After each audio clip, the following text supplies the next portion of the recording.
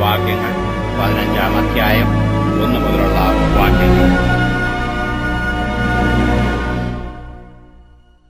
മൃദുവായ ഉത്തരം ക്രോധത്തെ ശമിപ്പിക്കുന്നു, കഠിനവാക്കോ കോപത്തെ ജ്വലിപ്പിക്കുന്നു. ജ്ഞാനിയുടെ നാവ് നല്ല പരിജ്ഞാനം പ്രസ്താവിക്കുന്നു, മൂഢന്മാരുടെ വായോ ഭോഷത്വം പൊഴിക്കുന്നു. യഹോവയുടെ കണ്ണു എല്ലായിടവും ഉണ്ട്, ആകാത്തവരെയും നല്ലവരെയും നോക്കിക്കൊണ്ടിരിക്കുന്നു. നാവിന്റെ ശാന്തത ജീവവൃക്ഷം, അതിന്റെ വക്രതയോ മനോവ്യസനം. ഭോഷൻ അപ്പന്റെ പ്രബോധനം നിരസിക്കുന്നു, ശാസനയെ കൂട്ടാക്കുന്നവനോ വിവേകിയായിത്തീരും. നീതിമാന്റെ വീട്ടിൽ വളരെ നിക്ഷേപമുണ്ട്, ദുഷ്ടന്റെ ആദായത്തിലോ അനർത്ഥം. ജ്ഞാനികളുടെ അധരങ്ങൾ പരിജ്ഞാനം വിതറുന്നു, മൂഢന്മാരുടെ ഹൃദയമോ നേരുള്ളതല്ല. ദുഷ്ടന്മാരുടെ യാഗം യഹോവയ്ക്ക് വെറുപ്പ്, നേരുള്ളവരുടെ പ്രാർത്ഥനയോ അവന് പ്രസാദം. ദുഷ്ടന്മാരുടെ വഴി യഹോവയ്ക്ക് വെറുപ്പ്, എന്നാൽ നീതിയെ പിന്തുടരുന്നവനെ അവൻ സ്നേഹിക്കുന്നു. സന്മാർഗം ത്യജിക്കുന്നവന് കഠിനശിക്ഷ വരും, ശാസന വെറുക്കുന്നവൻ മരിക്കും. പാതാളവും നരകവും യഹോവയുടെ ദൃഷ്ടിയിലിരിക്കുന്നു, മനുഷ്യപുത്രന്മാരുടെ ഹൃദയങ്ങൾ എത്രയധികം. പരിഹാസി ശാസന ഇഷ്ടപ്പെടുന്നില്ല, ജ്ഞാനികളുടെ അടുക്കൽ ചെല്ലുന്നതുമില്ല. സന്തോഷമുള്ള ഹൃദയം മുഖപ്രസാദമുണ്ടാക്കുന്നു, ഹൃദയത്തിലെ വ്യസനം കൊണ്ടോ ധൈര്യം ക്ഷയിക്കുന്നു. വിവേകമുള്ളവന്റെ ഹൃദയം പരിജ്ഞാനം അന്വേഷിക്കുന്നു, മൂഢന്മാരുടെ വായോ ഭോഷത്വം ആചരിക്കുന്നു. അരിഷ്ടന്റെ ജീവനാളൊക്കെയും കഷ്ടകാലം, സന്തുഷ്ട ഹൃദയനോ നിത്യമുത്സവം.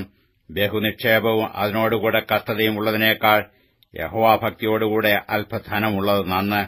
ദ്വേഷമുള്ളയിടത്ത് തടിപ്പിച്ച കാളയേക്കാൾ സ്നേഹമുള്ളയിടത്ത് ശാകഭോജനം നല്ലത്.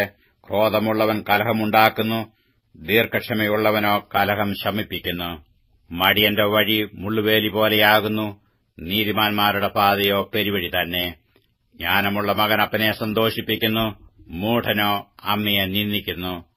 ഭോഷത്വം ബുദ്ധിഹീനന് സന്തോഷം, വിവേകിയോ ചൊവ്വായി നടക്കുന്നു.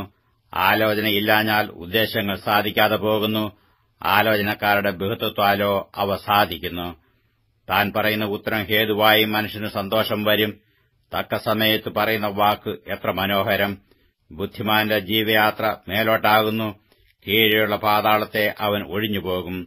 അഹങ്കാരിയുടെ വീട് യഹോവ പൊളിച്ചുകളയും, വിധവയുടെ അതിരോ അവൻ ഉറപ്പിക്കും.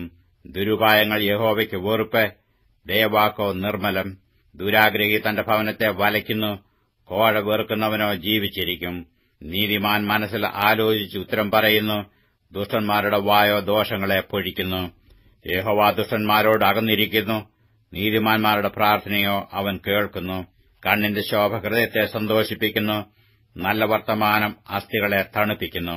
ജീവാർത്ഥമായ ശാസന കേൾക്കുന്ന ചെവിയുള്ളവൻ ജ്ഞാനികളുടെ മധ്യേ വസിക്കും.